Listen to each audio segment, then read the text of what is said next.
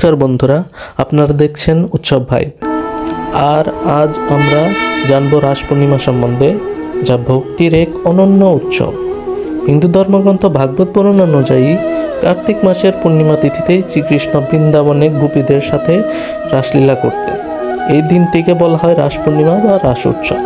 কথিত আছে, সেই রাতে কৃষ্ণ তার দিব্যময় শক্তি দ্বারা প্রতিটি গোপীর পাশে নিজেকে প্রকাশ করতেন, যেন প্রত্যেক ভক্ত আলাদা আলাদাভাবে কৃষ্ণকে অনুভব করতে পারেন।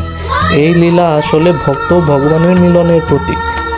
এই দিনে ভক্তরা কৃষ্ণ ও রাধার পূজা করেন। মন্দিরে হয় বিশেষ রাসলীলা, নাট্য অভিনয় ও দীপদান উৎসব।